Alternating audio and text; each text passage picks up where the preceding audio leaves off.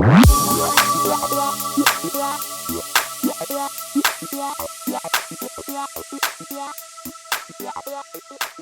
Seb, Josh, welcome Great. back. 4 cooks back in the kitchen to dish up, hopefully, a delightful Bitcoin Basics cuisine. This is episode numero 9, number 9. We're going to talk. I can't believe we did 9 of these already. It's crazy. Yeah. Today's goal is FUD, misconceptions of Bitcoin. We were all 4 stressing before we started because we're like, holy shit, this could go for 6 hours. We're going to try to set these cans up on the log and There's knock just them so many off, ways this thing can fail that it could take forever. Yeah. Seb, you got a story for us, you said, man. You should hit that. Let us hit us with that story. So, long story short, I help out. There's a family about 30 minutes away. They've got a kid who's in a wheelchair, and I go down about 30 minutes, take him swimming like once or twice a week.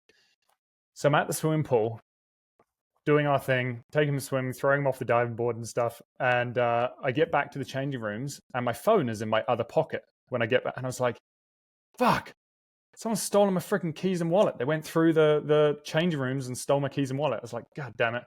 So I went up to the front desk and was just like, hey guys, I just had my keys and wallet stolen. I'm just going to check my car's still there. Walk out front, my car's still there. So that's all good. Walk back to the front desk, talking to the front desk. They're like, we're going to call the police anyway, just because there's been a theft.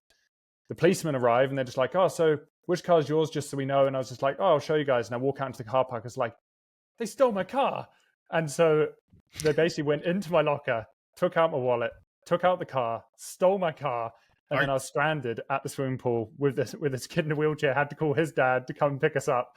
And took 48 hours, but the police ended up finding the car parked somewhere and staking it out. They didn't catch the person, but they found the car. They used my credit card, charged my credit card. It's been like a wild 24 hours, 48 hours. Holy shit. This just happened a couple of days ago? I just got the car back yesterday. Oh my gosh. I'm sorry to hear that. I thought you were going to say like, oh, I thought the car was stolen. It wasn't, but someone actually took your shit, stole your car, stole your wallet, your credit cards, everything. Oh, wow. That's a hell of an ordeal. It's good that you didn't have a cold card in there or anything, right? Seb in a previous life must have punched a whole bag of puppies because he has the worst luck for how much good he tries to do in the world. Sometimes the world just turns around and just likes to test this poor dude because as he's talking to me, he's walking. I don't even know where you're walking. You're walking from home, back from the pool. He goes, you won't believe what just happened. And I'm like dragging the chain, thinking all these funny things happen. He goes, no, my world just got turned upside down. Everything got stolen. And I said, have you cancelled your credit card? Have you got any money? Can I help you out? Like to get you back on? He's like, no, well, I've got my credit card on my phone. Then he's gone, you hear me now? Yeah. That's better. Yeah. All right. No idea. Wait, while we're on the topic of stories, and let's test Dan's connection out here while we're on this. You posted something about a bear around your house the other day, Seb. What was going on there? Oh, that's another story. Tell us the story. I'm doing the dishes, and I'm doing the dishes. Daz is on the phone. He's watching me doing the dishes. It's just like standard chat. And all of a sudden, my dog just comes like, bah, bah, bah, bah, past the window. And I'm like, fuck. And then, whoa, bear comes running by. And I'm just like, oh my God, they're chasing bears. So anyway, I come running outside. I'm like, Kyber, which is my dog. And I was like, get inside. Kyber comes running inside. And then I was like, Daz, have you ever seen a bear? And he's like, no. And I was like, I'll see if I can poke my head around the corner and I'll show you the bear while we're on the video chat. So I poke my head around the corner. The bear is like right there. And the bear just looks up at me and starts charging me. And I like jumped over my barbecue, ran inside, and then the bear's just like staring at the door. And Dad's like, you okay? And I'm like, oh, that was close. You got to be shitting me. You got rushed by a black bear on video with Daz. Yeah. No fucking way, dude. I don't believe that got shit. stolen in the last week, man. That's Holy some bad fuck. luck. And I was just about to say to him, man, that thing looks like it's coming. And then next thing it's running at the camera. And I'm like, I'm going like this. Can you imagine watching your buddy just get eaten alive by a black bear? Like, hey, you remember those Looking Glass Education dudes? They were pretty cool. One of them got eaten by a fucking bear on video in front of the other one. Seb get eaten by a bear live stream. Dumb ways to die. I mean, I love you to tears, Seb. But that's so out there that would almost be cool if you got eaten by a bear. Like we all got to go somehow. Totally. Like getting eaten. That's like Josh, if you wouldn't be horrible, Josh. You get eaten by a fucking grizzly or black bear on video in front of me. I'm not sure the experience during the consumption would be all that great, especially because he's probably not starting with anything vital. Like He's probably going to wear you like a puppet for like half an hour before he finally finishes you off. Remember that Revenant scene, the bear attack with... I was just thinking that. Oh, man. That is wild, that movie. And that apparently is that's fairly realistic as to what happened. That dude crawled like 50 miles out of the wilderness after getting just mauled by a bear. You know... Can you imagine that? That's a man right there. I went to Glacier National Park in Banff. I've been to Glacier a couple times in Banff, and my wife and I did a trip up there shortly after I saw that movie. And I couldn't get out of my head. I remember being on like the Grinnell Glacier hike. We saw grizzlies up on the mountain. There was another scare with the group in front of us. And I was like, man, it's hard to shake. That scene hits for anyone that spends time in the wilderness and sees those creatures. Well, what's it called? That was filmed like 30 minutes south where my car was just stolen, like 2 minutes from where my car was stolen. And I know that when they were filming that, they were filming in this area that has got unbelievable rock climbs, but you could see the chalk on the holds from the climbers. And so the filming crew were just like, we don't want to be able to see the chalk in the background of these shots. So they went and put cement over the holds of these like world-class climbs. And the climbers were in like uproar. Pissed. And they were pissed.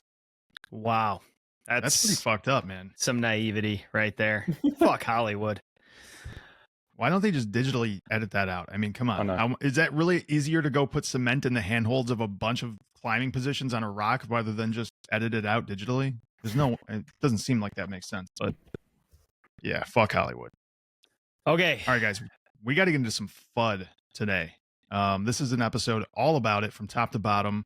Whatever we want to shoot, none of us know what the other guys have got lined up.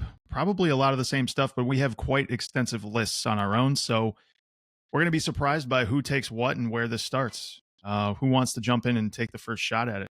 First crack. All right, Seb. I think I'm going to pick you just because you've had such a shitty week of a bear attack and a stolen car that you need to be put on the spot here and come up with the first one. Set up the piñata. I've got my stick ready. I would say, starting with like the worthless one, it is Bitcoin is not backed by anything. Bitcoin is worthless. Now, many people would argue that because Bitcoin, it doesn't have a US army behind it. It's not backed by gold. It doesn't have any of these so-called traditional things that are deemed of value backing Bitcoin, that Bitcoin is worthless. And I'm sure that you guys probably agree with me. I think it's important to kind of discuss this idea, which I like to refer to as kind of the subjectivity of value, which is that all value is subjective. Yes. What you deem a value is different than what I deem a value. Now, to give you an example, if I have a down jacket and I live in freaking Siberia, that down jacket is probably worth quite a bit of money. If I have that same down jacket and I live in the middle of the Sahara Desert, I have no use for that down jacket. And so that's kind of highlighting that depending on the environment, different things are worth different amounts. And it's the same with money. What makes Bitcoin valuable is that Bitcoin gives us a way to trustlessly and permissionlessly transact our value across borders. Now, that may not be valuable to someone who lives in New York, who is a billionaire, who has an in with the banks and gets cheap fees and whatever, and has never had a problem with confiscation of his money. But if all of a sudden you are someone who's living in Africa, who has had massive rampant inflation, you've had your bank close and confiscate your money, you're not able to transact, then all of a sudden the benefits of Bitcoin start to be pretty mesmerizing and powerful. So like there I want to start, but you guys can kind of take it where you want to go with that.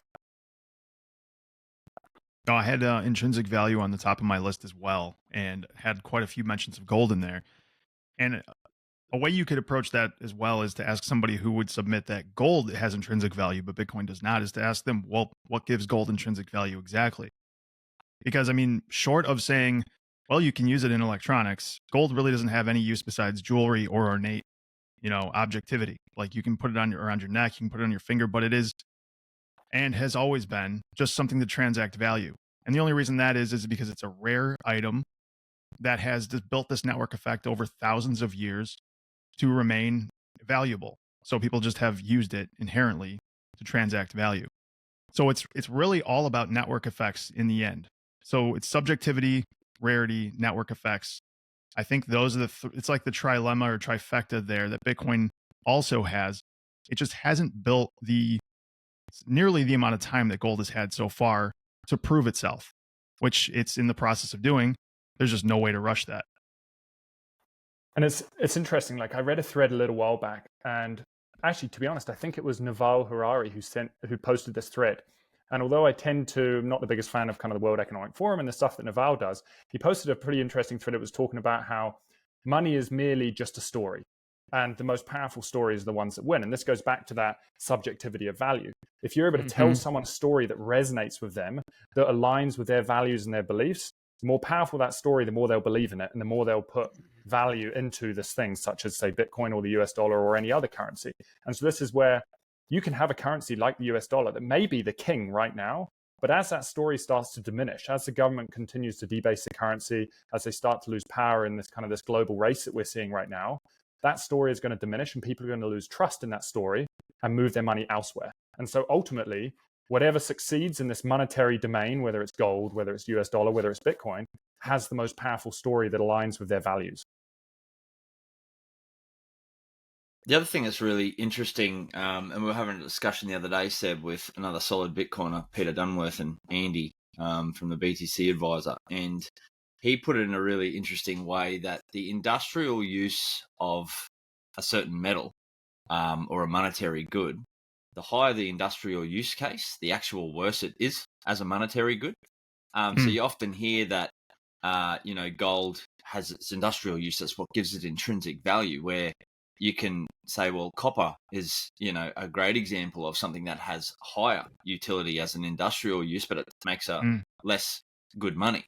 So you've got this sliding scale between, if you've got your industrial use on this side of your axis on your Y, and then you've got your monetary good on or your intrinsic value of your monetary good on the bottom scale, then you see that copper's up in the top left, high industrial use, but a low market cap in terms of as a monetary unit. And then, you can look at silver, has slightly less industrial use and a slightly better monetary premium. And then you've got gold, a lot less industrial use compared to those other two, but a very high monetary good. So it stands to reason that you would think that Bitcoin would be a more phenomenal monetary good because it has less of an industrial use and other purpose. Its sole purpose is to be a money. So as you look towards other elements within the periodic table, it really is a case for its being element zero because it has zero weight. And, when we look at scarcity, that's what makes money inherently good as a store of value, is its inherent scarcity. And we've never had a commodity, whether it be digital or physical, that is finitely scarce. We don't know how much gold there is. We don't know how our ability to extract gold out of the sea. I think we've touched on this a few times during these various pods that we've done. The fact that Bitcoin in itself has zero utility in the industrial world actually makes it a much better money than anything else that we've had. Well said on all fronts. Here's a few of my statements regarding the Bitcoin has no intrinsic value. I like how you started, Seb. All forms of money, all forms of value transfer that we use are abstractions, they're fictions. I think it can actually be argued that Bitcoin is one of, if not the most real money in existence. Back to the bear example. What is more real? A frumpy, neutered, roly-poly black bear in a zoo, or that thing you encountered in your backyard that survives out in the wild? Unlike fiat and unlike a lot of centralized monetary systems, Bitcoin has monetized completely on its own, totally organically, and for that reason, it has been selected on the free market, and I think it can be argued that it is more real and more robust than the fabrications that exist in central banking and fiat. The other thing is just to say it has no value completely disregards what makes for good monetary technologies. We've covered this in previous episodes, but when you talk about divisibility, scarcity, liquidity, fungibility, portability, and many more, Bitcoin checks these boxes and demonstrates that it has a lot of profound characteristics that make it extremely useful and usable as money. The other thing I think you got to ask is, there are very real drivers of demand, to kind of piggyback on my last point. And I've made this statement before. It reflects this slide that I put together a while ago, but here's 4 key drivers of demand that make Bitcoin valuable. It's frictionless money in an age of a ton of fragmented fiat currencies. There's 180 fiat currencies. There's an obvious need for a digitally native, interoperable global value transfer. Bitcoin solves that problem. It's unconditioned and permissionless in an age of increasing surveillance and censorship. It's anti-fragile. juxtaposed against one of the most highly levered financial environments we've ever been in. And it's the hardest money in human history at a time when money is maybe most soft. The last thing I'm going to say on this front is that saying that Bitcoin has no intrinsic value is a very, very first world statement, as has been alluded to already. There's this piece Lynn Alden wrote. We'll link it down in the show notes. I think the title, it's one of her monthly newsletters, The World's Money Problem. And she starts out this piece asking a question, very challenging question for anyone that knows anything about global finance. She says, imagine you live in a developing country with an ongoing severe currency devaluation problem, which exists all over the place. You want to sell your existing home, hold it in some stable liquid value, and then probably buy a different home in 2 years. What do you hold it in? When you really get down to answering this question, you realize that list gets really small and Bitcoin gets really bright and noticeable.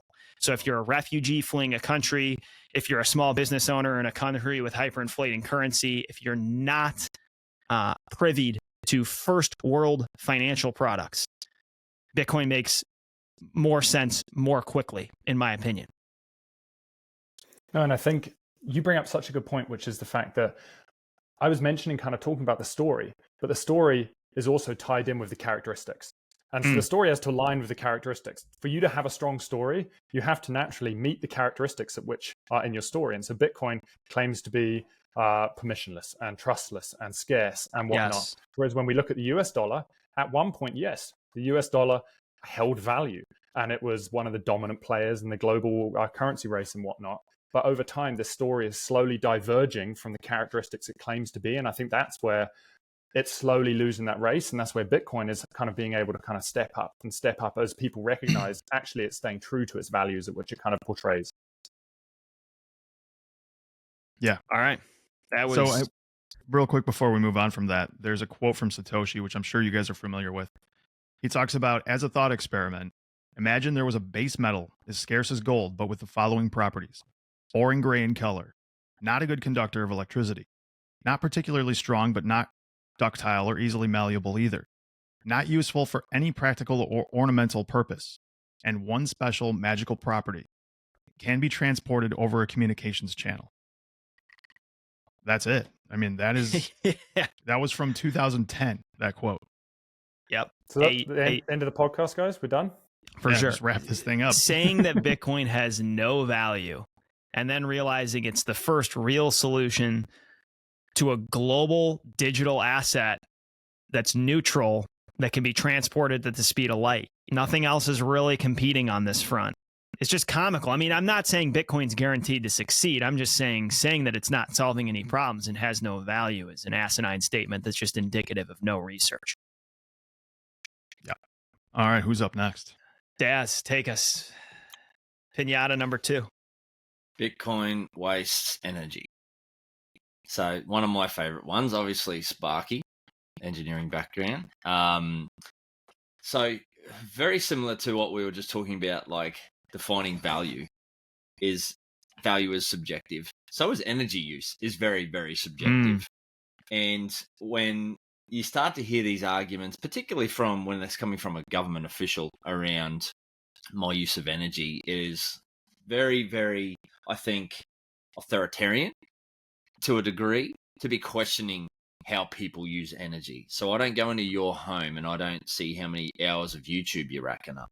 And we don't really dig down into the weeds around, or Xbox. How much energy is your Xbox wasting, man? Yeah. Or porn.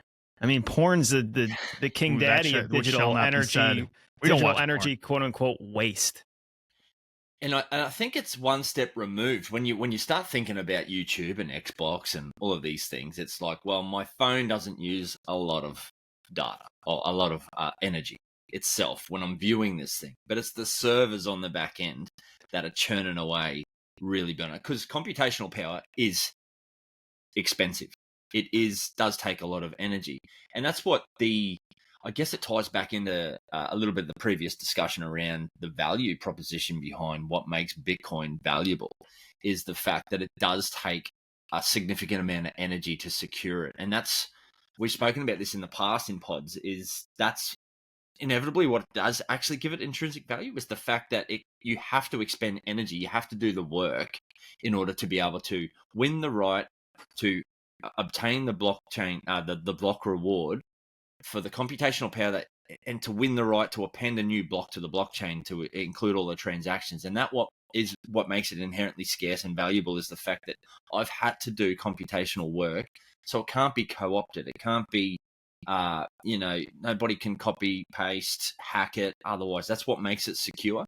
And when you do compare it against other industries and other uses of energy, it actually does pale in comparison. Like the favorite ones that you see in the mainstream news articles is that it uses the same amount of energy as this particular country or whatnot. So you're seeing those comparisons all the time. But when you start to look at what other industrial uses it compares to, it actually pales in comparison. Stuff like Christmas lights. Like, what is Christmas lights ultimately doing apart from, some people find value in that, right? It's a subjective value. I enjoy going to look at Christmas lights. I enjoy jumping in the car, taking my kids around.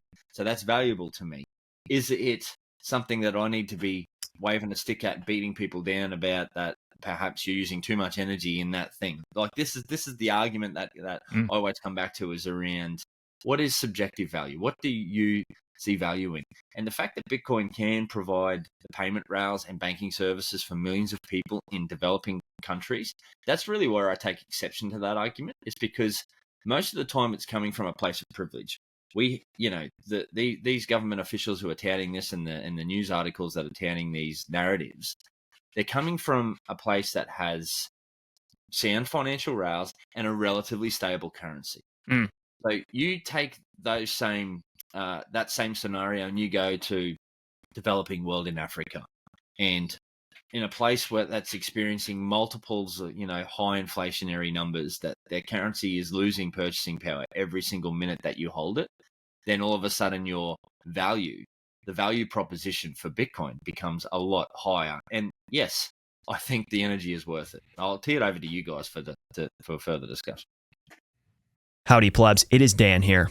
I want to take a minute to talk to you about Crowd Health. What Crowd Health is doing in the healthcare space is nothing short of remarkable. If you're already familiar with Crowd Health, you can visit joincrowdhealth.com/BCB and use code BLUE for a tantalizing 3-month trial discount. As you probably know by now, the two of us are career firefighter paramedics. Nearly 70% of our calls are medical related, and we both rotate over to an ambulance. We're the first link in the chain in the healthcare system, and we see just how broken it is. Injured and sick patients stressed out of their mind, primarily worried about the incoming hospital bill. Crowd Health offers an extremely simplistic and workable alternative to traditional healthcare setups for a freaking fraction of typical premiums. It's essentially the decentralization of healthcare, leveraging the power of Bitcoin alongside healthcare crowdfunding to drastically uncomplicate healthcare and give back control to patients. Crowd Health negotiates bills for their members and finds them the best doctors and hospitals. Do yourself a favor. Visit joincrowdhealth.com/BCB. That's joincrowdhealth.com/BCB. And use code BLUE during sign up to receive a max discount crowdfunding request of $49 a month. Yes, $49 for the first 3 months. The Blue Collar Bitcoin podcast is brought to you by arguably the most legendary company in Bitcoin, CoinKite. They are the producers of the renowned Cold Card, the world's most trusted and secure Bitcoin signing device, built with a plethora of features fit for Bitcoin beginners all the way up to the most advanced of users. This device is a one-stop shop for your Bitcoin custody needs, and something the two of us have trusted for years. CoinKite also manufactures the Block Lock, a gorgeous e-ink digital display art piece sitting in the background of what seems to be every serious Bitcoiner on the planet. Block Lock can be programmed to scroll through key Bitcoin metrics, including price, hash rate, next halving date, and much more. Boy, oh boy, will this thing look good in your living room or office. They are also the makers of many other security and fun products for all users, no matter their technical aptitude. Support our show and get a delicious discount on CoinKite products by following our affiliate link on the screen and in the notes, and using code BCB for 5% off the Cold Card. I think you started in the perfect place, Daz. I'm going to, in a second, round into what I think are the decarbonizing, at least carbon neutral characteristics of Bitcoin. But the first place to start is exactly where you did, which is the subjectivity of the usefulness of energy consumption.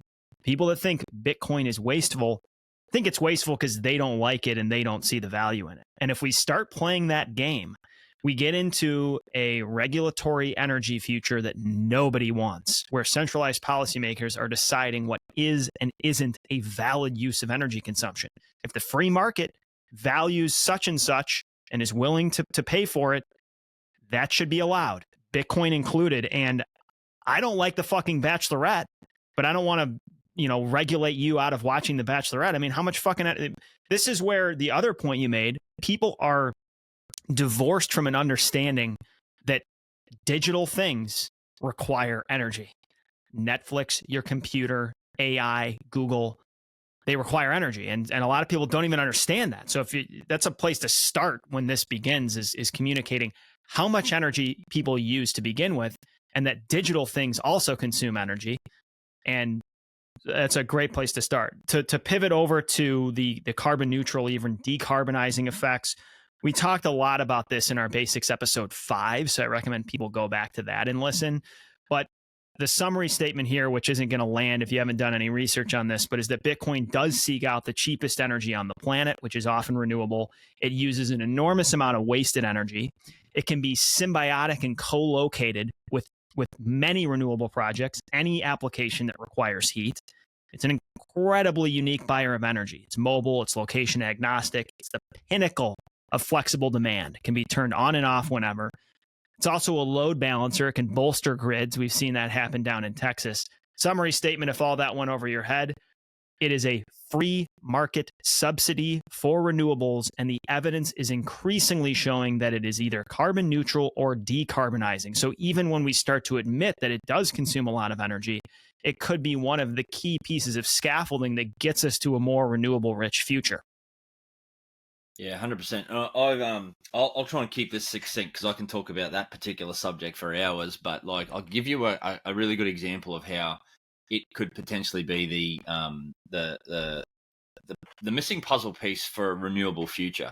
So Australia has, where I live, has abundant resources of renewables.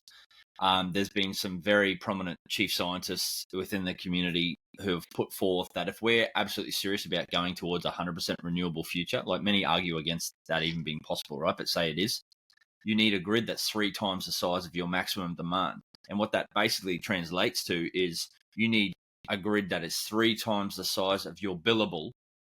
You're only ever going to get 1/3 of your possible billable demand out of your whole grid network to be able to move forward. And it's a waste. And that is where the Bitcoin mining proposition comes in. It is like, if we've got to build a grid out 3 times the size of your billable max, then that's going to have to be paid for either directly through your energy bill, or indirectly through taxation, through government subsidies. So why wouldn't you overwhelmingly, with arms wide open, welcome a flexible demand soak that can tie in and capitalize on those projects to soak up the excess 2/3 when it's needed, and then be able to switch off when it's not? Well, and it's interesting because what you guys are talking about, because I think what many people miss when they're looking at Bitcoin is that we're not just using energy and then we've just got this consumable, which is the case in most situations where you turn on your Christmas tree lights, you get some lights for a few moments, and then you turn off the lights and cool, you've used up a bunch of energy. But Bitcoin is also an alternative energy source. So when you are using energy to obtain Bitcoin, Bitcoin is not the end consumable. You can then use Bitcoin to then go and purchase other things. And it is a store of that energy in the meantime to go and purchase other things. And I think one of the resources that really enlightened me of this was the What is Money episode with Michael Saylor. And he describes how Bitcoin is essentially a battery. Given that the only way to obtain, say, money is to work and be remunerated in the form of money, basically we're expending time and energy to obtain money. We want to be able to store our time and energy in something so that we can then go and expend that time and energy at a future time and hopefully get paid or obtain something of equivalent value to the energy we expended. So in a sense, money is just a battery. And so Bitcoin, all it is taking this energy that has got no other use that Daz is talking about, storing it in a monetary asset so we can then go and use it at some other point in time. So it's not a consumable. And I think many people miss this point. We're not just burning Christmas tree lights for frickin' 500 hours and we've got a nice show. And then we have no other use case. We can go and use it elsewhere. God damn it. That's a good point, dude. Well said. Well said. I wanted to swing this back to Austrian econ for a second, because one of the most basic tenets of Austrian economics is subjective value.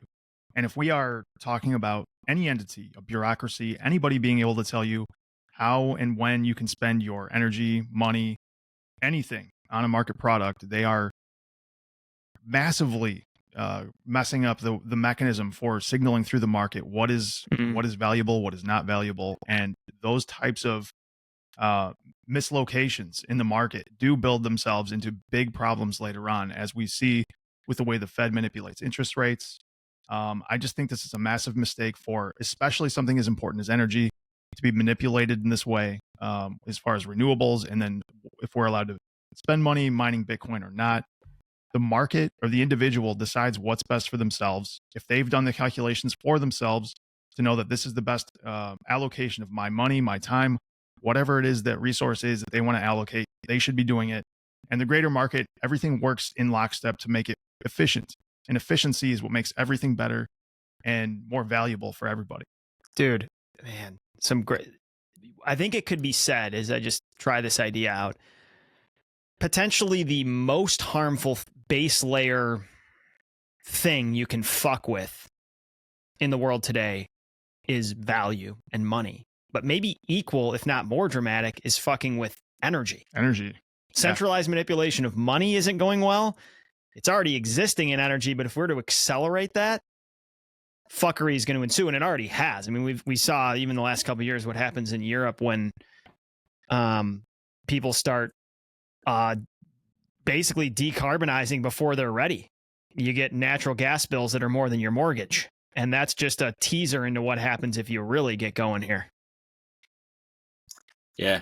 And there's one more sort of point that ties into this energy piece before we rotate out, and that's Bitcoin miners specifically being the carbon emissions focus that it gets. And it's a major misconception, because ultimately it is just electronics. They don't emit carbon, and they're no different than plugging in your electric vehicle. So often our electric vehicles, when we're plugging them in, gets this nice green framing. It's a green energy source. But at the end of the day, they're just plugging into the same energy sources as anything else. So on the back end, many layers removed from your outlet at your home is coal-fired gas. Coal-fired plants, gas-fired plants, fossil fuels, making up a lot of the puppy's crying here. So you might have heard that. A lot of the energy base still globally is dirty fossil fuels, right? So just plugging in a green electric car is emitting the same amount of carbon as plugging in a Bitcoin miner. So it is no less or no more. But if anything, Bitcoin miners specifically, the incentive structure around how it works, the profitability, makes you seek wasted or trapped energy sources, and more often than not, the larger mix of that energy source is renewables. So if anything, Bitcoin miners are, by their inherent incentive structure around how it works, they're incentivized to have a higher mix of renewables than any other form of and that's purely by the fact of co-locating with these renewables projects. Josh, you want to go with numero trace here? Yeah, I'll pick up numero trace. I think one of the most common ones, and it's a pretty easy one to spell at this point, but it's still one we have to talk about just because it is still in the common zeitgeist of most people when they listen and hear about Bitcoin. It is the old classic, this is going to get banned by the government. And I mean, every day that goes by, I think we're all less and less apprehensive about that. I mean, some people never have had any apprehension about it. You understand that there's this theoretic game play that goes on between countries, like El Salvador says Bitcoin's legal. United States says it isn't. There's going to be a mass exodus of at least people that have a significant amount of Bitcoin to get out of this country. And therefore, there is a tug and pull going on throughout the world. There's only a few countries that have actually banned it. China, I think it was Qatar. There was one other Middle Eastern country, probably Iran, I believe. None of them have done it successfully. This thing slips through the cracks everywhere. It's a very slippery hog, as we always say. There's no way you can cut your people off from the internet.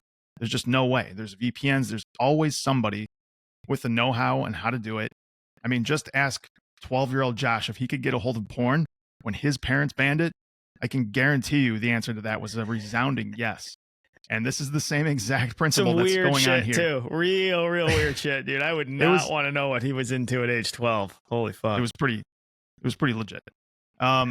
Okay, so you're knocking me off my game here. So a lot of people would say like 6102 in the early 30s when they banned gold in the US. Like this could happen again. But we could go into a long-winded discussion about how different gold and Bitcoin are, how they, physically are obviously very different. One is a piece of metal you have to hide in your house. The other one is digital that can be stored anywhere, including, a tattoo on your body or something. What I'm saying is it's extremely easy to hide this because it doesn't even really exist physically.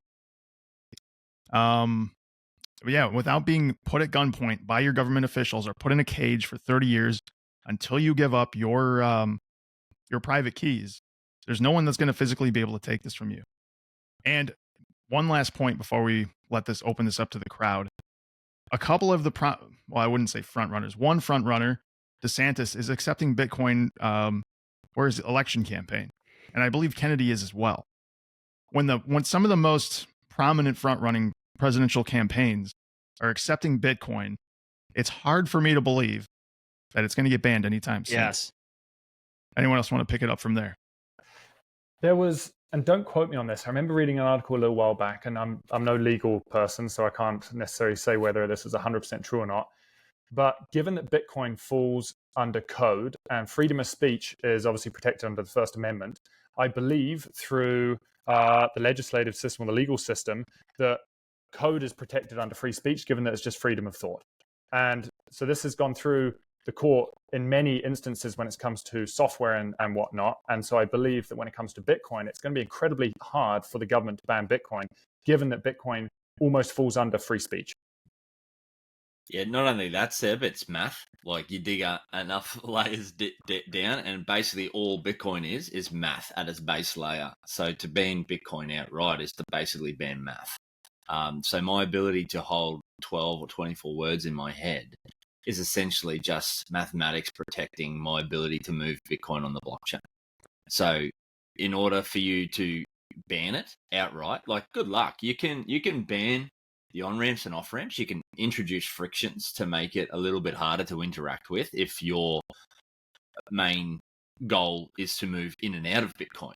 But as you start to understand Bitcoin and what the value proposition that it actually means for me as a human to navigate through no matter what happens, I don't plan on selling it anytime soon. And, as the demand increases globally, people's willingness to accept it for other goods and services is only ever increasing. Like it's slow now. Like I couldn't say that I could necessarily go out and buy all of the things I need for my family right now in Bitcoin, but it's ever increasing. We're starting to build communities around, parallel systems outside of government controlled money.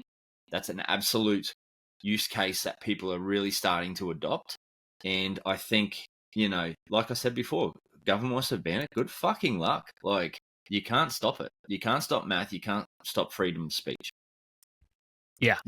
I like your comment about the way I would put it is Bitcoin's not just an asset or a protocol. It's a movement. It's a powerful idea. And trying to submerge that very large, well-inflated beach ball underwater, you can do it for a period of time, certainly not indefinitely. Some great points already. I mean, when people think that central governments around the world can collude and cooperate to ban this, I think they're just wildly optimistic about how capable these institutions are. I mean, one thing that said, dude, look at COVID the last year or two. Like, you think they can accomplish anything in a coherent manner? Look at even within their own government, they're a complete charade clown show. Right. Look at the war on drugs. I mean, we're talking about one of the hardest technologies to ban in human history. It's an encrypted, globally distributed digital ledger that can be stored in your head. I think there are short, medium-term risks, which maybe I'll round to in a second, but long-term, I mean, banning this thing is akin to banning the internet or something like that. It's just outlandish, especially when you have this mainstream momentum. This risk has dwindled significantly for me in the however many years we've been involved since 2017. I mean, you talked about politicians, Josh, but you got huge asset managers. I mean, back to the ETF and biggest asset managers in the world, right? You got S&P 500 teams companies. of lawyers. You got notable politicians. You got billionaires and huge money managers. Tudor Jones, Stan Druckenmiller, Bill Miller, Kathy Wood, Jack Dorsey. The list could go on. The IRS has given it legitimacy with the commodity label, and there's just an increasingly large and wealthy voting bloc. And if you fuck with this thing, you are attacking their balance sheets. And as that ball continues to roll downhill, it's just unlikely, especially, there's people are throwing out comments about Operation Choke Point 2.0 and all this stuff. But if you really take the 1,000-foot view, I'm shocked at how friendly the United States has been to Bitcoin. I would say they've been extremely friendly. So we're also talking about reversing that entire trend, which is a huge ship with a rudder that can't move all that quickly. It just seems so unlikely. Now, I still factor this in. I think it is a viable question to ask. I mean, as you said, Josh, there is some historical precedent. I mean, they did forbid legitimately holding the escape valve the last time things really debased with Executive Order 6102, and they could do harm. I mean, if they really went after exchanges and they really went after the spots where people onboard, it would really affect the value, at least in the short and medium term. But long term, good luck. Well, and you know what? Most of you guys have probably seen Lynn Olden's released a new book. I have not read the book yet. It is definitely one that is like up on my list, probably in first place, ready to read. But one of the things she says on the back is politics can affect things temporarily and locally, but technology is what drives things forward permanently and globally. And I think this is a really good point as to kind of what you're saying, quote. Because we can have 10 politicians in a row that can try and ban the on-ramps and off-ramps of Bitcoin. All we need is someone like JFK that has a 4-year term that says, let Bitcoin go free and let it rocket, and everyone in the US starts to adopt Bitcoin, and there's no going back from that. And this is where I think that politics... dead in a limousine as well. Yeah. And I think that that's just where politics can temporarily impede things, but in the long term, technology always rules. Folks, we're going to take a moment here to announce our newest partner here at Blue Collar Bitcoin, and that is HeatBit. Josh and myself, Dan, found this product at Bitcoin 2023, and it immediately stood out to the two of us. HeatBit makes a badass 3-in-1 device. It's a Bitcoin miner, a heater, and an air purifier all in one. This puppy uses the same amount of energy as any regular heater, and it generates $20 to $25 worth of Bitcoin every month you use it. It's incredibly aesthetically pleasing. Dare we say sexy. It uses cutting-edge tech with 5-nanometer mining chips, and it's compact and quiet. To top it off, the price point is beyond accessible, starting at just $299. Earn passive income in Bitcoin while heating and purifying your home, and control the entire thing from a sleek and easy-to-use app. Go to heatbit.com, that's heatbit.com, and start hashing at home. The other interesting discussion that I've been involved in just recently is this idea about high net worth individuals have been seeking this exact asset for jurisdictional arbitrage for centuries. So if you're a high net worth individual, you're largely beholden to whatever jurisdiction you reside in for your asset allocation. So you've got to buy property in your backyard. You've got to buy, you can't always get access to property in other markets. Same with stocks. You got to put a lot of trust in third-party institutions in order to house them for you, particularly if you want exposure to shares outside of your jurisdiction. Not always can you be the certificate holder for the bonds or the shareholders. So it's starting to get a lot of interest from asset allocation, jurisdictional arbitrage perspective, where I want to hold a significant amount of my wealth outside of the country I reside in. And the jurisdictional arbitrage, like Bitcoin exists nowhere and everywhere all at the same time. So in order for you to allocate outside of this authoritarian government you may live within, it is the perfect solution for this leveraging this jurisdictional arbitrage for asset allocation and wealth protection. Yeah, if offshore banking is horse and buggy, Bitcoin is the automobile for sure. And this may not be a popular thing, talking about Bitcoin just being for the plebs and from the ground up, but I do think that this is a super wealthy person's wet dream in some regards, because if you're wildly rich, okay, we're talking you're worth, deca to hundreds of millions to billions of dollars, all you're looking to do, guys, is preserve that buying power. Once you get to a certain point where you're so rich you can do whatever the fuck you want, you're just looking to maintain. And if this thing does get to a stable, less volatile future where it's just keeping up with the units in the system, that's going to be really appealing to a lot of really powerful, wealthy folks. You know what else has happened to a lot of powerful, wealthy folks in the last 10 to 12 years or so? The banks in Switzerland have changed the way they operate, and the IRS can basically put them on like a sock puppet like they can do for anyone else in the world, which never used to be the case in the past. At least according to the Wolf of Wall Street, which is where I did the research on this comment. But Switzerland's wearing the world wealthy like a sock puppet. That's a good argument. That's an article title right there. Yeah, it is. The point of making, though, is that Bitcoin allows these people to keep their money outside of the system, like we've said over and over again. But this is literally a Swiss bank account for anybody. You don't have to be rich. You don't have to go to Switzerland. You don't have to have a Swiss relative with a European passport. You just need to buy some Bitcoin, and you have all of the same benefits that all those super rich people did when they were embezzling money and putting it in Switzerland by flying it on, the tits of some hot blonde in the Wolf in the 80s. You can do the exact same thing. You don't need a blonde, tits, an airplane, or a Swiss banker. You just need to buy some Bitcoin. You do not need an aunt overseas with a hairy pussy to have access to a Swiss bank account. And you don't have to do coke and try to fuck her. Well said. Well said. Maybe the most profound segment of the episode. Yeah. Anything to add here before I go to another one?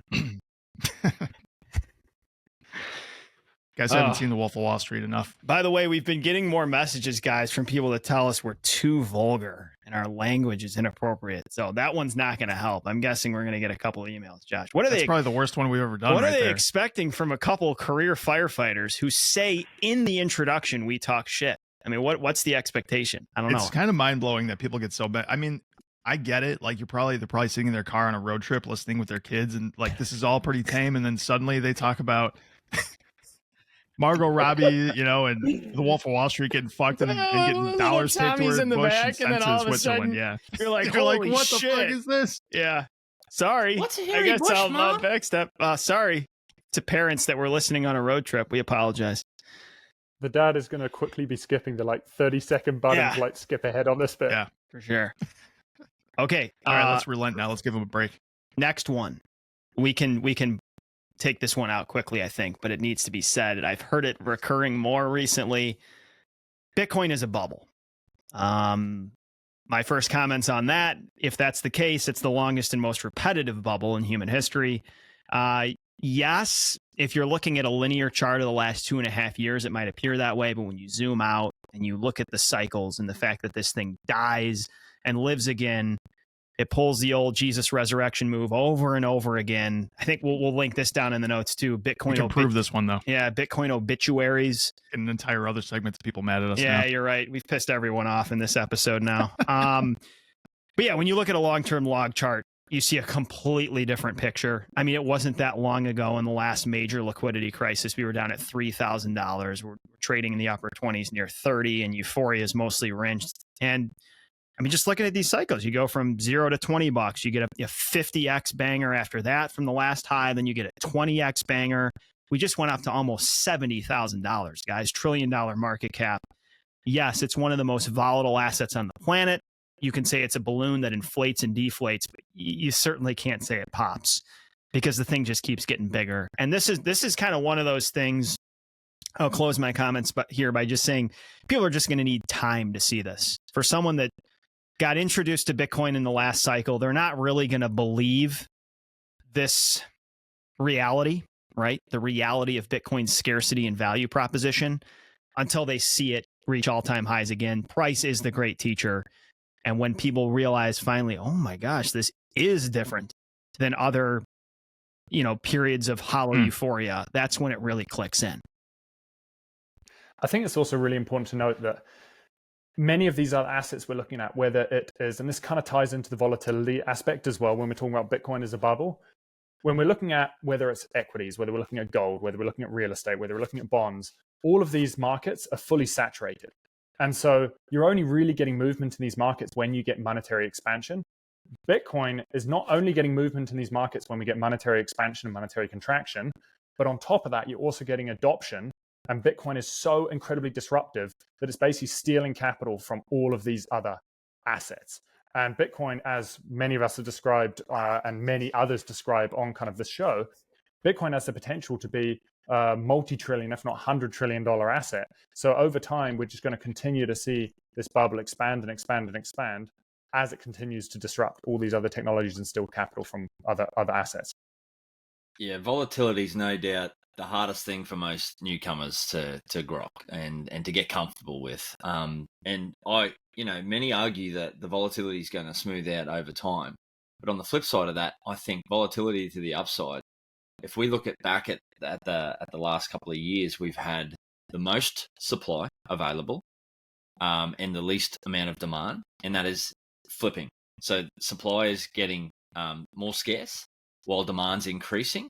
And what the price movements that we've seen to the upside in Bitcoin's history has been largely driven by retail. The liquidity available from retail and the injection of retail participants wanting to get exposed to this. I was only thinking about this the other day, what it's going to look like. Volatility to the upside could be absolutely face melting once institutional funds really start to hit home. When these capital allocators start to actually want to get exposure to this, and they're hamstrung at the moment. They're in handcuffs because the regulatory framework doesn't exist yet. And a lot of this is US based. Like there are ETFs in other jurisdictions, but most of the capital allocation comes through the US regulatory framework, and this filters down globally. So holy shit, when this BlackRock ETF eventually gets approved, that is going to, it could be a face melting rip up, and the volatility to the upside could be something we haven't even witnessed to date. Yeah, I'm looking forward to that day. It's going to be fun. I think this is indicative of every new technology that, ever comes to fruition, and then people watch it and have very, very dim ideas. Most people don't understand it. I mean, you can go through the internet, electricity. You can see back, 120 years ago when people were first understanding what this mysterious force was that was moving through these wires and how it could electrocute and kill your kids. It's an evil, bad thing because we don't see it, we can't smell it, and it'll suddenly just kill you magically. The internal combustion engine, flight, the transistor, all of these things. Nobody really understood. Even the people inventing these things didn't really understand the magnitude of the world-changing potential that they had. And yet here we are, each one of these different technologies building on each other in different ways. And calling this tulips here is just crazy. I mean, the tulip bubble was one giant impulse, and that was it. People wasted entire houses worth of money buying a rare tulip bulb, and they were ruined. That happened once. There was never like a resurgence, like, oh, the tulips are back 2 years later, and I think I'm going to go buy some more of these things. No, that was it. It was one impulse and done, just like every bubble in history. As Dan said, this is the only bubble we've ever seen that I'm aware of that has repeated itself now 4 times. And it looks like it's working itself to the 5th. So just keep in mind that these technologies can be extremely hard to grasp. Even the people that think they really truly understand this stuff probably have a very dim idea as to the magnitude of where this actually goes.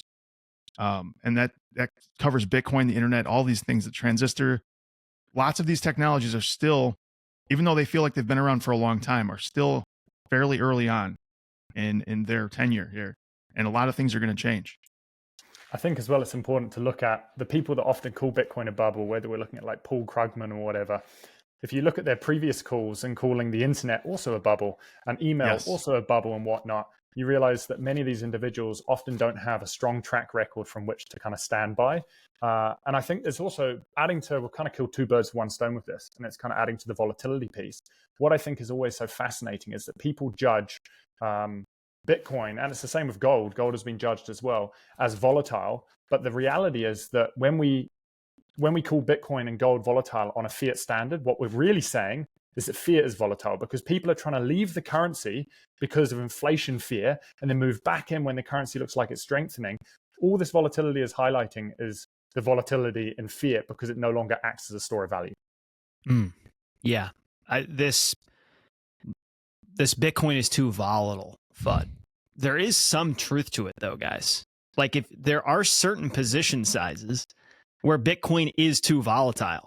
Like if you're 74 years old and you have a nest egg you're completely reliant on and you have no fresh cash flow and that lump sum is what you're planning to live off of, 100% Bitcoin allocation is probably a horrendous idea. So if you have poor cash flow, if you're older and your earning years are less predictable, you got to factor that into your position size. The answer to volatility is position size. If it's freaking you out, if it's keeping you up at night, reduce your size.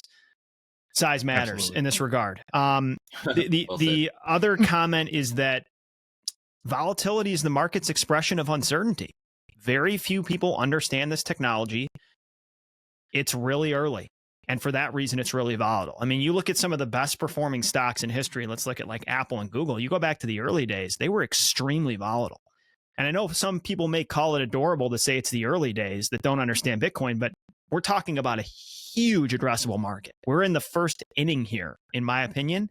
And so it's kind of like, I don't know, venture capital, early startups, IPOs. Like it's got that kind of volatility because very few people understand it. And we're still in the phase of price discovery. Yeah. The other comment is that, and Seb, you hit on this, but volatility is sort of just the cost of doing business here, because if you want absurd upward volatility, you're going to have to weather significant downward volatility. And if Bitcoin has had anything, it is absurd upward volatility. I mean, can be argued this is the best performing asset in human history. You can't have that without really significant down moves. And of note, it's volatile because it can't be manipulated, right?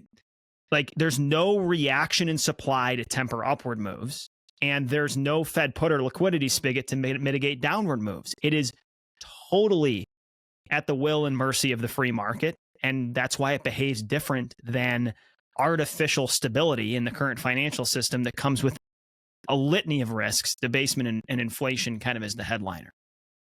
I was going to add one more quick point, which is building on this idea that, because you're obviously talking about kind of volatility and how to approach it, and upside volatility, downside volatility. Again, when you're looking at traditional finance, the way they often measure volatility is through something called the Sharpe ratio. And the Sharpe ratio, when you're looking at portfolios, doesn't differentiate between upside and downside volatility. And so that's really important, because when you're looking at, say, a pensioner, of course, a pensioner doesn't want to see, if you've got 5 years, 10 years until maybe you're going to kick the bucket, you don't want to see massive volatility in your portfolio. So Sharpe ratio makes total sense. But for most individuals, if you've still got 30, 40, 50 years left on this planet and you want to kind of build your portfolio and build wealth in an inflationary system, then you want something that ignores sharp and downside volatility, but has potential for upside volatility. And that's where Bitcoin, even as a small allocation to your portfolio, can be incredibly beneficial. It's been the best performing asset since inception, and it's annualized something like 200% a year, which is just crazy. It's also a function of liquidity. So Bitcoin trades 24/7. And so it's often the first thing that will be sold in turbulent times, because we don't have to wait for the stock market to open at 9 a.m. on the Monday in order to start trading it, or 10 a.m. whatever the time is that it opens. So we often see the volatility hit Bitcoin first because people will seek the liquidity. And it's also like, if you were to make a comparison to the real estate market, like real estate is extremely illiquid. So if you were able to price your property every single day for real estate, how much volatility would you actually see in the real estate underlying?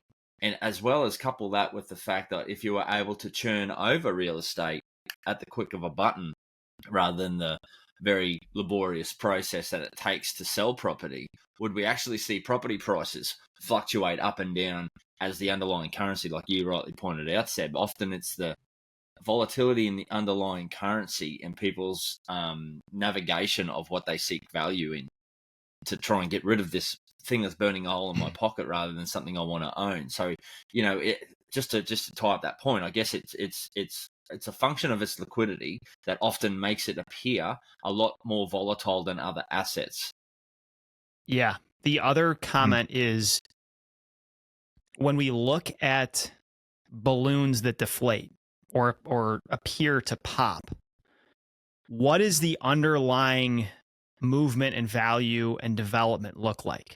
So tulips, right? When tulip mania pops, are people still voraciously working at developing tulips? No, the thing blows up and dies. When I look at what's happening in the Bitcoin ecosystem, I see the ecosystem blossoming really significantly. The amount of energy and development and intelligence coming in on the development side seems really significant to me. Now, we are in a bit of a filter bubble, and we need to factor that in. But this thing is in many ways growing, getting stronger. The value proposition is ripening. Let's think about like the .com bust, right? Amazon stock plummeted 90% when the .com bubble popped, but it's still here. It's one of the most valuable ecosystem stocks in the world, networks in the world.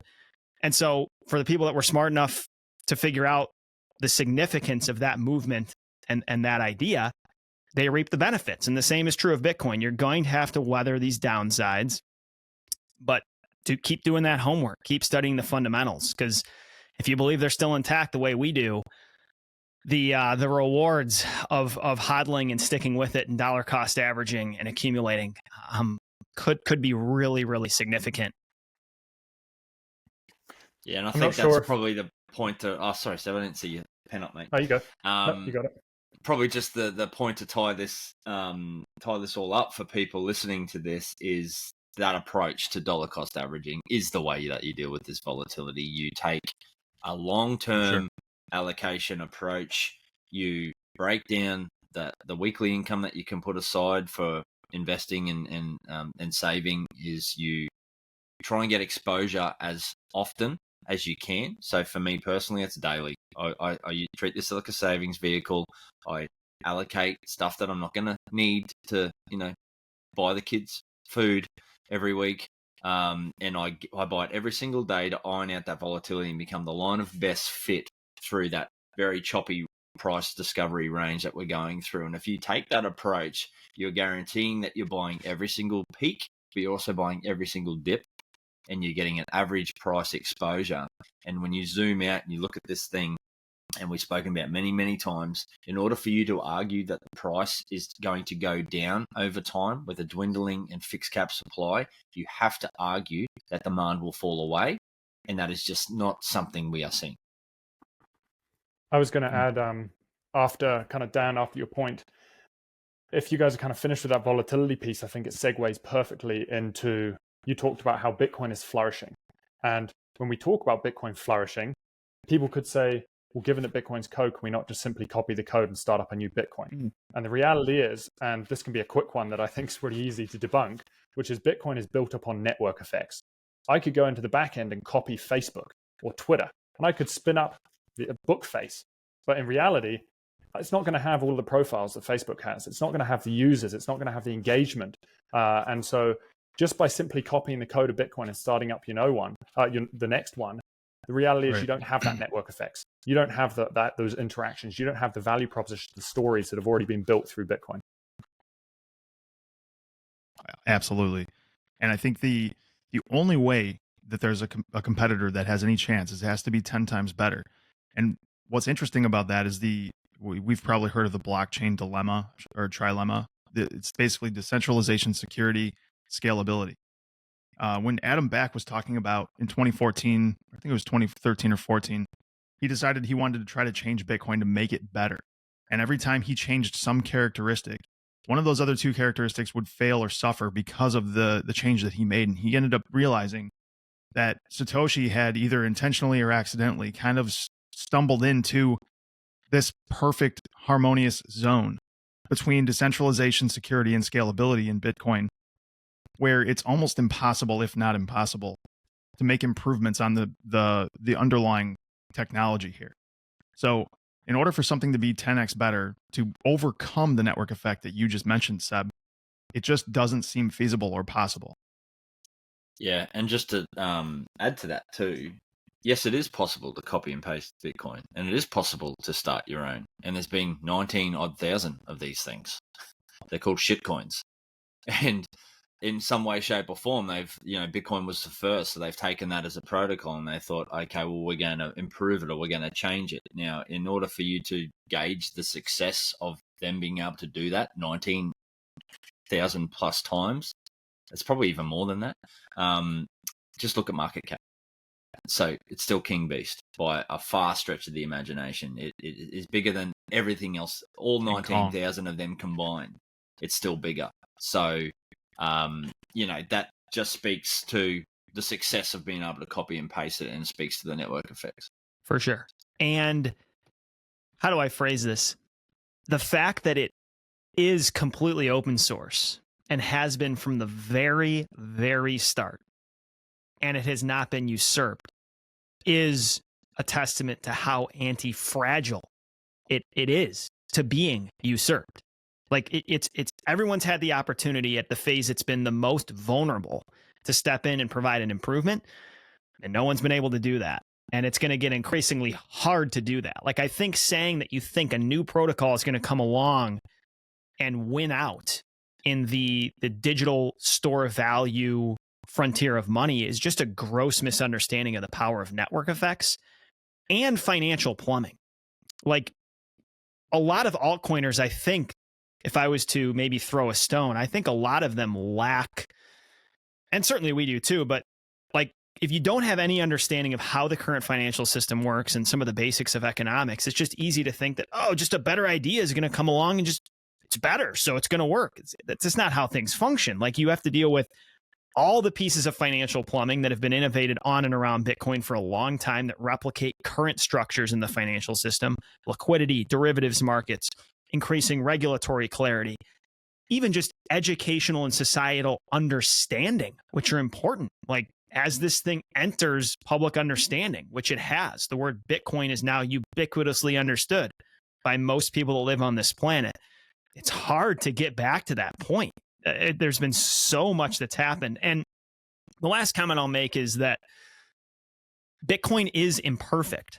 All networks and things we build on are imperfect. Like, I'm sure we could have a better electrical outlet. I'm sure the internet protocol stack in many different ways could be improved, but it's not, because it's what everybody's using. It's what we've built on for a long period of time. And for me, I think we are past the event horizon. I think we've crossed the Rubicon. In this application, the movement and storage of value and the saleability across time and space of digital money, I think the hardest network is going to be Bitcoin. There are people that can rightfully disagree, but this far in, I think this argument's increasingly hard to make against Bitcoin. Start9 operating system is a full-fledged, cutting-edge Linux operating system. Its functionality and adaptability make it an excellent choice for users who value simplicity, efficiency, and privacy. Running a Bitcoin node? Start9 is your go-to solution. Setting up a node has never been so easy. With a Start9 server, backups are more than just an afterthought. At the push of a button, create encrypted backups, ensuring your data stays safe and sound, out of the reach of big tech companies. Start9's commitment to security goes even further. StartOS is encrypted for all LAN communications. This ensures your passwords and assets are always protected. The StartOS marketplace of apps includes everything from Lightning to secure messaging apps to secure password management. If you care to be sovereign in the digital age, running a StartOS server is a must. And the best part? You can download and set up StartOS on any machine, or you can purchase a plug-and-play Start9 server directly from Start9. Choose Start9 for a secure, streamlined, and flexible computing experience. When Dan and I are at the firehouse and we have finally delivered the orange pill to a new plebe, we recommend Swan for their first Bitcoin purchase, always. Swan has the user interface absolutely nailed. We have seen people go from no-coiners to Bitcoiners in under a minute. It's just that easy. The problem with sending friends and family to other exchanges is exposing them to all kinds of BS. You will never see Swan encourage your friends or family to buy Dogecoin. Instead, Swan educates. Swan produces some of the best educational content in the space. That is a big freaking deal. The difference between somebody who buys on a whim and sells for a loss and those that hold for the long term is simply an education gap. We have been using Swan to dollar cost average into Bitcoin every single day since 2020. If you want a family member to turn into a Bitcoiner, there is no better place to go than Swan. For daily DCA, IRA, or education, Swan is the place to go. You can try Swan Premium on us for free. This includes exclusive Swan content, market insights, and other discounts. Click on our link in the show notes and use password BlueCollarBitcoin. You know what? Both you guys, and Josh, you mentioned this earlier, you mentioned something, which is the fact that, like, in order for something to really come and disrupt, it needs to be that like 10x better. It needs to show significant improvement. And like a perfect example of this is when typewriters came about, they started to jam because people were pressing the keys too fast. And so they ended up creating the QWERTY keyboard, which is the keyboard we use on our laptops today, to slow down typing speed, to reduce efficiency in order to stop people jamming the keyboard. Yet today, I would say that in the English-speaking language, 99% of people use a QWERTY keyboard. We can move over to alternative keyboards, which improve our typing speed by 10, 15, 20%. But the reality is that most people don't, because we're used to it. It's not a 10x improvement over the old keyboard. I did not know that. That's fascinating. That's incredible. Seb, you're on fire today, dude. Seb's making birdies today, dude. He's flag hunting. You're like, I need to fucking steal his car. Yeah, you're hot. You're hot today, dude. Yeah, dude. Guy gets chased by a bear, gets a car stolen, and comes in here chipper and nailing it. Man, it's profound zinger after profound zinger. I've got a little bit of an experiment that I did using an AI for this episode that I think you guys might be interested in. And I figured because it basically uses, it searches the language models or just massive amounts of data for what are people looking for with a certain specific subject matter. So I gave it the question, give me reasons Bitcoin can fail, expecting it to give me a list of very expected things that we just talked about. It actually was very different than what we talked about. And I think this is interesting because to me, this signifies that the reasons people are searching and finding out there are probably a lot different than what we just kind of gave an exhibit on. And I think we should talk about a couple of these. Actually, I think we should talk about one because the others are so ridiculous. They're not even on the radar. The first thing was phishing attacks, which is insane. Like, that's just a standard email phishing attack. Like, if that's not going to take down Bitcoin, it's going to take your Bitcoin if you're dumb enough to give them your seed keys, but there's no risk to Bitcoin there whatsoever. Number two was social engineering, which is just a catchphrase for all these different kinds of digital phishing attacks, hacks, what have you. The one that was a little bit more interesting to me was transaction malleability. And this is the fact that, so if I send Seb a transaction and before it's confirmed, I go back in there and I change the transaction, give it a higher fee, I can change the transaction before it's actually confirmed on the blockchain. The thing that was interesting to me is that the way Google Bard described this attack was as if anybody could make that happen from anywhere else without the keys to that transaction, which I was like, wait a second, that is definitely not true. So I dove in a little deeper to understand this better because I didn't want to present this without knowing what I'm talking about. But yeah, this is actually telling people, if you search this on Google using Google's AI, that this transaction malleability is a bug in Bitcoin that can cause the transaction to be changeable by anybody before it's confirmed, which is 100% bullshit. Yeah. So I just thought that would be an interesting thing to bring up because it didn't even hit my radar as something to talk about during this episode. The fact that AI is telling people that that's a bug in Bitcoin, I think is an issue. The AI is trying to accumulate. Is what's going on. It's trying to accumulate. What was it? We had a panel. This is at kind of the Vancouver Bitcoin meetup. This is a little while back. And we were discussing this whole idea of what are the biggest weaknesses to Bitcoin. And what I kind of end up falling back on is this kind of famous Mark Twain quote, which actually I think is at the start of The Big Short. I think it's the first thing that comes up, which says, "It ain't what you don't know that gets you in trouble. It's what you know for sure that just ain't so." Mm-hmm. And I think that we tend to think that it's always going to be these external things. Bitcoin's going to be attacked by the freaking US military and fighter jets. And the reality is that it's not going to be the US military. It's not going to be the US, probably the on-ramps or the off-ramps. Many times it can also be the changes which the developers push into the code, which we approve because we think it's going to improve Bitcoin, that actually ends up impairing Bitcoin. And like we've seen recently with ordinals, we ended up having a massive kind of blockage and kind of a congestion issue because of something that we push through in the code to allow for ordinals to happen. So I think in the future, where anything that is having changes being made to it has the potential for there to be issues or things that we didn't really think out fully or couldn't have anticipated. So I think sometimes it's what we don't expect that ends up it's not what we don't expect. It's what we think is not going to be an issue that ends up becoming an issue. Yeah. Yeah, that's where I think humility is key. And we're getting more into viable risks, which we may or may not do a full episode on. But I can't read the code. For anybody listening that thinks Josh and I can, we can't. We have no fucking clue. So we have to admit that. And so I can have Google Bard read the code to me, but it'll probably tell me some bullshit that isn't even true. There's like some serious transaction malleability. Dan's changing my transaction, but right after I send it. I'm not actually I'm not a dev, right? And so there's a lot I don't understand under the hood. I have a general idea of how the engine functions. I can look at the car. I can see that it's moving properly. But in terms of how things actually work under there, I'm as lost as when I take my car in somewhere to get it worked on. And so I think that that's something worth admitting. There are, and like the ordinals is a perfect example. Like nobody saw that coming. We didn't, because we're not even smart enough to figure out that exploit, which is not really an exploit. I think that's an unfair way to characterize it. But we didn't know Taproot was going to enable all that stuff. So who knows what's coming in the future? And I think there's necessary humility there. Having said that, Bitcoin's simplicity is a very powerful feature. It's a small code base. It's extremely hard to change. It's been hardened and attacked on many different surfaces and held up great.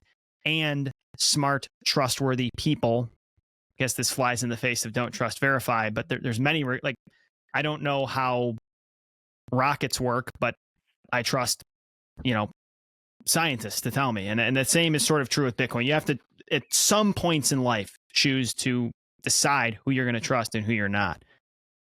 But I sort of talk out loud there just to express that I think that is a viable risk for Bitcoin for those of us that don't really speak the language. Oh, totally. And you see, what is it in The Big Short again? You see it with CDOs. I think a lot of these guys didn't realize when they created CDOs. Of course, you could probably now look back in hindsight and realize that these things are garbage. But when you're creating them, you don't think they're going to be a ticking time bomb that blows up the whole housing industry. You know what I mean? Mm-hmm. Yep. There was one more FUD piece I wanted to touch on. It shouldn't be a long one before we start wrapping this bad boy up. I know you got a hard stop, but Bitcoin's used by criminals. And that is absolutely true from its inception. It was true. That's basically the first use case of Bitcoin was used by criminals for the drug trade. But what's really important to note now is, like, as if you were a criminal, I could think of probably a million things I would prefer to use before using Bitcoin, the blockchain, because it's immutable. It's total. Every single transaction is recorded on the ledger, on the base layer.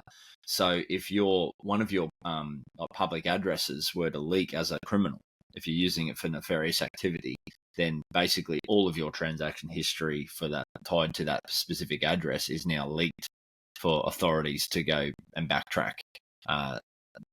So it's I push back on that purely from that regard. Like, as a criminal, you want obscurity in your transactional layers. You don't want immutability for everybody and to be broadcast to the whole world, your transactional activity.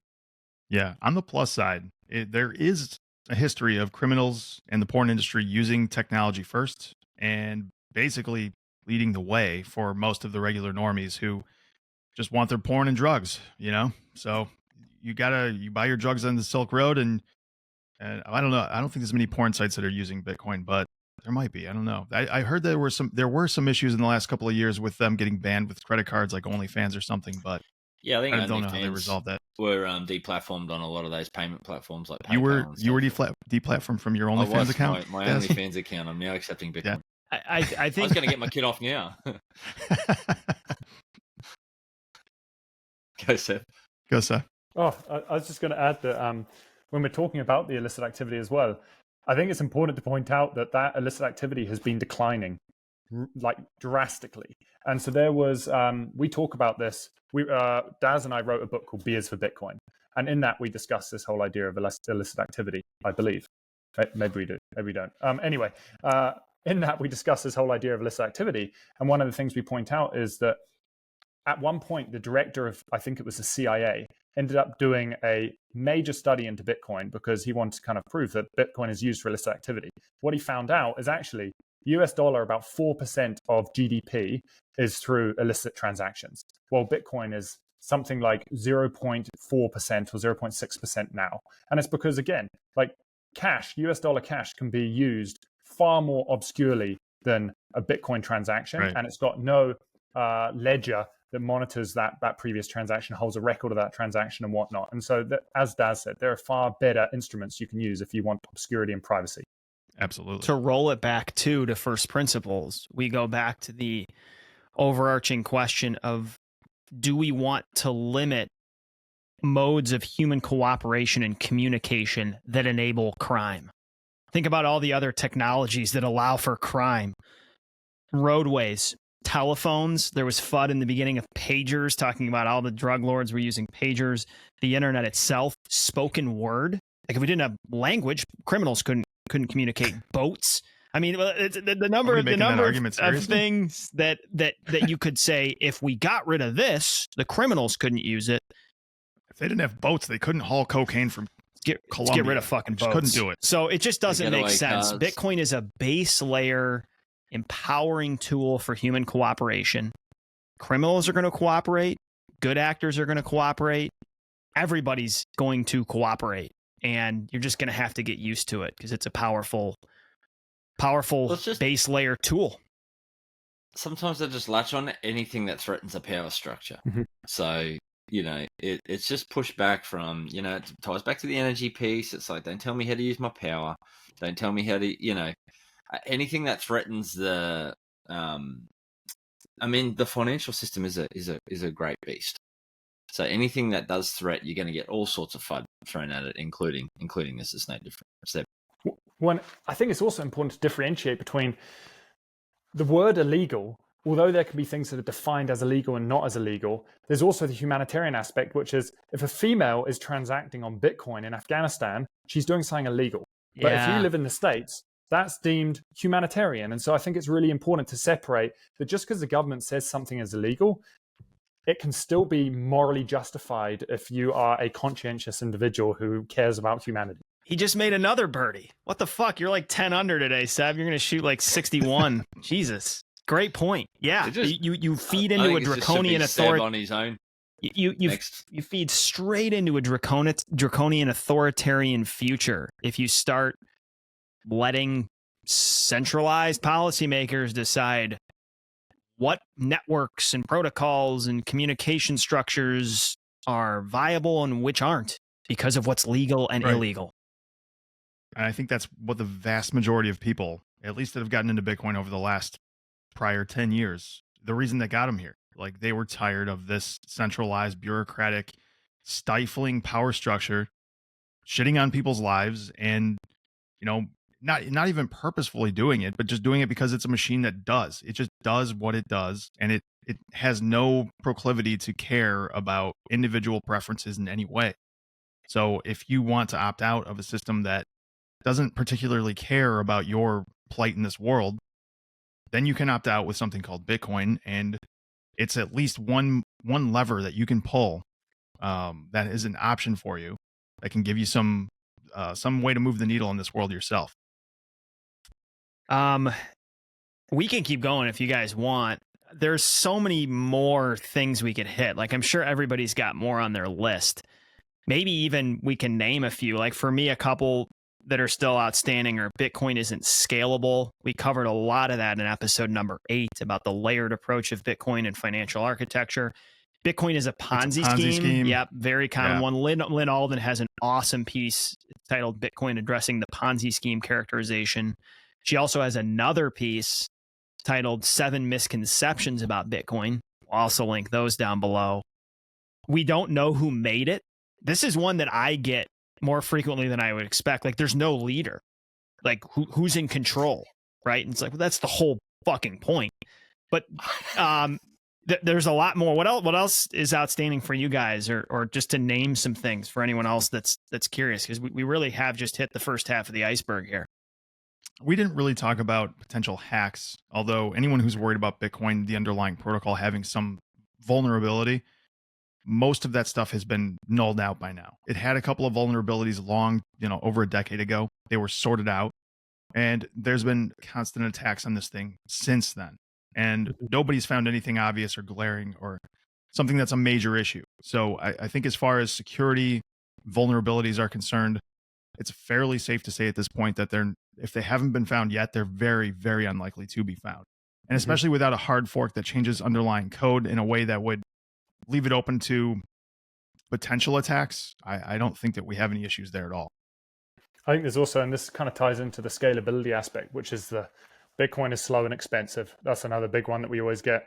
And then the one, to be honest, the one that I still am not 100% sure on, which I still haven't formulated an opinion on, and I don't even know if we can formulate an opinion on until time passes, which is the fact that Bitcoin naturally over time, because we have the halving cycle, how are we going to be able to, with transaction fees, fund miners?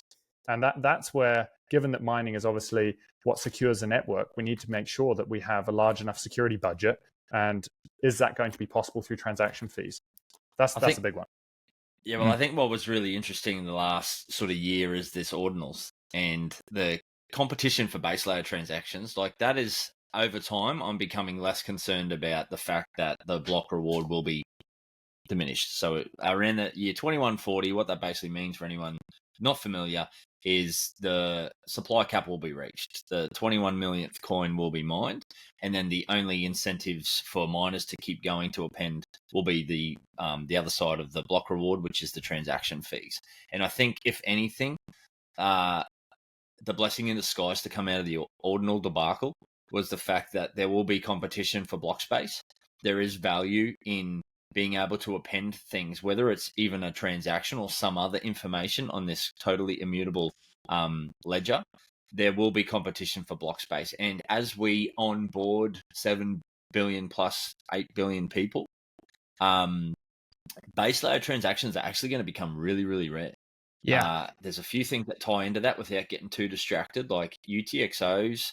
There won't be enough UTXOs. There's not enough UTXOs for every single person to have one.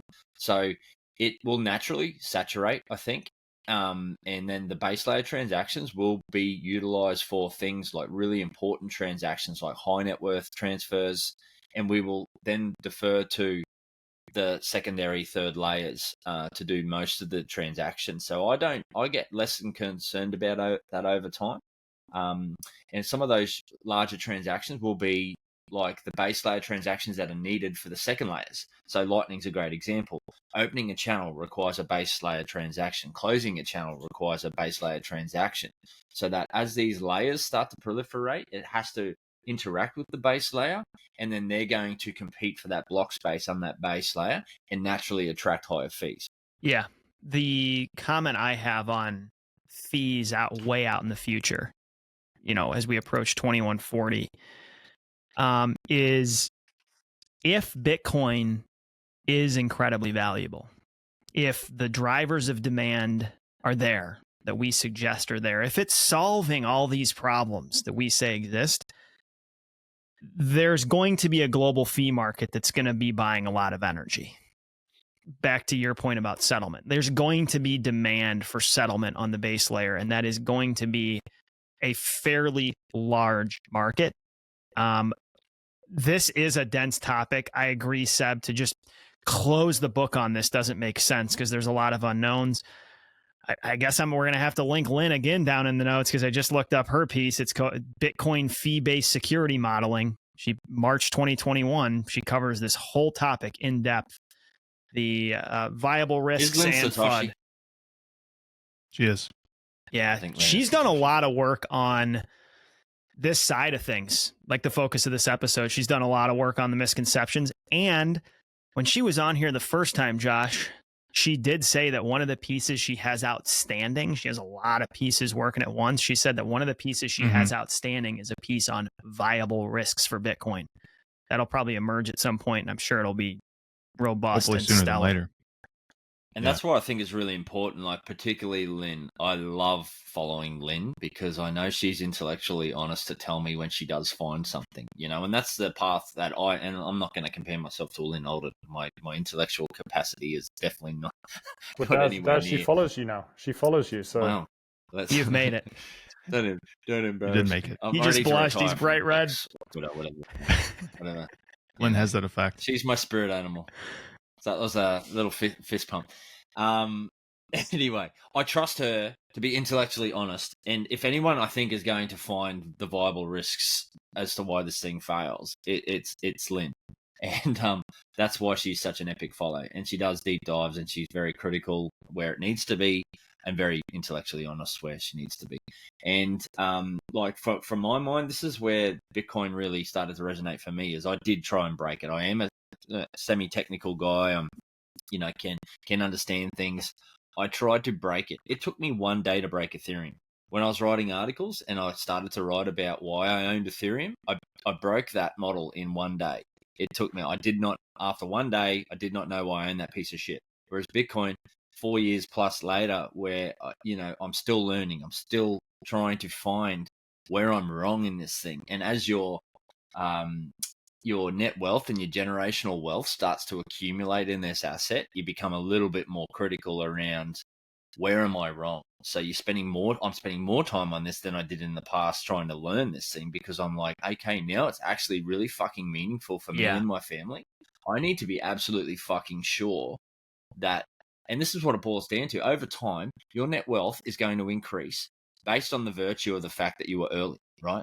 Now, it then becomes a larger percentage of your net wealth. Now, if you go back and you look at the traditional investment model, I should be diversifying out of this somewhat to reduce my exposure, because it is now starting to formulate a large percentage of my allocation. My problem is I don't know what to fucking buy anymore. Yeah. I'm only going to want to sell Bitcoin to buy more Bitcoin. And that's ultimately where I've landed. Just do it. Just do it to make yourself feel better. Yeah, just rebalance back into Bitcoin for yourself. Pay the fees. Daz, your points, you kind of hinted at this, but we should encourage people to be skeptical. And the four of us should all remain skeptical.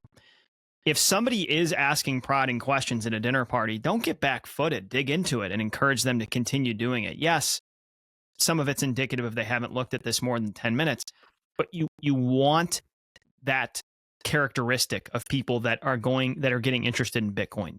Dig into those questions. Be relentlessly inquisitive. Nothing's perfect, Bitcoin included. Don't take this episode, audience, as just, oh, okay, cool. These guys said all the FUD's busted. We're good to go. It's a guarantee. Don't take our word for it. Look into this yourself and recognize we did cover misconceptions and FUD in this episode. There's a whole other side to this coin of viable concerns with Bitcoin that exist and will continue to exist. So, yeah, I think just dismissing this stuff and telling people, get over it, Bitcoin's perfect. That's not the way to introduce people to how they should think about this protocol. I'm just glad that we have Lynn and we can live by the motto of don't trust. What is verify it? Lynn? Don't verify, trust. Just trust Lynn. Just trust Lynn. Don't verify, just trust Lynn. That's an episode. That's an episode title. The other thing I would say as well is if you really want to test your metal, like and test the things, the try and find those unknown knowns or the known unknowns, is start your own meetup, because we've just started that exercise. We've got new people and they're bringing fresh new questions to these things, and sometimes you'll get little zingers that you haven't thought about before, or you haven't given enough thought to. So invariably when you've got to teach something, you're going to learn it yourself, and that's a really valuable exercise. Daz, Seb, you guys want to do any kind of handoff or anything before we go? Yeah, you guys are working on something fresh here. Give us just a quick lowdown on that. Yeah, so it was kind of inspiration from this episode, these episodes that we've been on, guys. So a couple of, the plebs reached out to us after our custody episode and just said, I'm legitimately shit scared of taking self-custody of this thing. I've got one friend as an example. Like when that FTX stuff started blowing up, he sold his Bitcoin. He was too scared to take self-custody because he didn't trust himself to be able to do it. And he ended up, like I was telling everybody when FTX was blowing up, get your Bitcoin off exchanges, But he was so intimidated by it, he actually ended up removing himself from his position, which you could argue was the worst thing he could have done. And so that was kind of the impetus behind us starting a service called CODLED. So on lookingglasseducation.com, you can go on there, CODLED service, and basically it's just one-on-one time you can book with Seb or myself, paid for service, and we'll hold your hand for as long as it takes to step you through your self-custody model, whatever that needs to look like for you, whether that's single sig, multi-sig, or collaborative custody. So we're pretty excited to launch that. And it's basically a soft launch. So that's basically, I think this is the first time we've officially, so you guys exclusive, hey? Exclusive. Access. Does the launch go from soft to rock hard when you announce it on Blue Collar Bitcoin, or? Sure. All right. It's live. The boner is real. It's here. Fully loaded. That's really exciting, dudes. I think there's a lot of need for that. That's another piece of FUD we could have talked about. It's just the difficulties of self-custody, which are real. It's not that easy to do. It's easy to do, but it's intimidating, and it you can't go into it blindly. You just want to make sure you don't make a mistake that could, seriously cost you tens to hundreds of thousands of dollars if you, or exactly. I should say tens of Bitcoin. And that's it. That's the point. It's a systematic approach that we're taking to, so we've got a consistent approach to taking self-custody under best practices, taking it step by step, putting it onto your hardware wallet, wiping your hardware wallet, reinstalling your hardware wallet so that you're comfortable when you've gone through that process. And if you don't go down and look at like the BTC sessions, a great resource, but if you don't take the time to go and do that, you're not learning all of those key steps. So, if you need to go from go to woe and you need to get this off in a hurry, then that's what it's for. And this is only going to, from our mind, become more needed as we move forward, as more people start to understand this and start to understand the risks that they take by holding Bitcoin that is not in self-custody. And we've spoken about this in the past. We see that, unfortunately, I think exchanges over time will dwindle away. Banks will absolutely want to hold Bitcoin, offer you Bitcoin, and rehypothecate your Bitcoin. So right now we've got the really big job of educating people around what that necessarily means, and educating people on the importance of self-custody so that you're removing yourself from that ability for third-party institutions to rehypothecate your Bitcoin. Badass, dudes. That's awesome that you're standing that up. If you're listening and you need help, give these boys a ring. Thank you, guys. Appreciate it. Take care, guys. Thanks a lot, guys. See you next month. Take care. Yep.